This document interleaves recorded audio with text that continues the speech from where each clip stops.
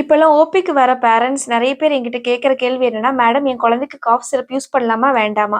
அப்படி யூஸ் பண்ணணும்னா எந்தெந்த காஃப் சிரப்லாம் யூஸ் பண்ணலாம்? ஃபர்ஸ்ட் ஆஃப் ஆல் மத்திய பிரதேஷ் இன்சிடென்ட்ல என்ன நடந்தது அப்படின்னு பார்க்கலாம்.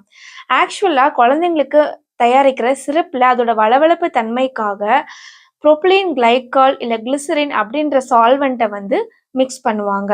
பட் இந்த கோல்ட் ட்ரிப் சிரப்ல என்ன பண்ணியிருக்காங்க அப்படின்னா, அந்த புரோபிலீன் கிளைகால்க்கு பதிலா ரொம்ப சீப்பா கிடைக்கக்கூடிய டை எத்திலீன் கிளைகால் டிஇஜி அப்படின்னு சொல்லக்கூடிய சப்ஸ்டன்ஸை வந்து மிக்ஸ் பண்ணியிருக்காங்க.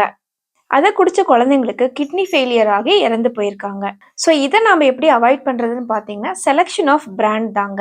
சும்மா இருமல் மருந்துன்னு போயிட்டு மெடிக்கல்ஸ்ல போய் ஏதோ ஒரு பிராண்ட் வாங்காம உங்க பீடியாட்ரிஷியன் கொடுக்குற பிராண்டட் சிரப் தான் நீங்க யூஸ் பண்ணணும். அடுத்து இன்னொரு கேள்வி பார்த்தீங்கன்னா, குழந்தைங்களுக்கு காஃப் சிரப் யூஸ் பண்ணலாமா வேணாமா?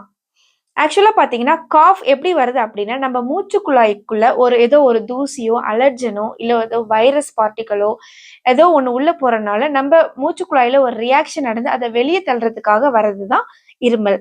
ஸோ இந்த இருமல் வந்து மோஸ்ட் ஆஃப் த டைம் ஆட்டோமேட்டிக்கா அது சரியாயிடும். சில இருமலுக்கு மட்டும் மெடிசன் தேவைப்படும். ஸோ அதையுமே உங்க குழந்தைகள மருத்துவர் தான் டிசைட் பண்ணுவாங்க. ஸோ அத பத்தி நீங்க எதுவும் கவலைப்பட தேவையில்ல.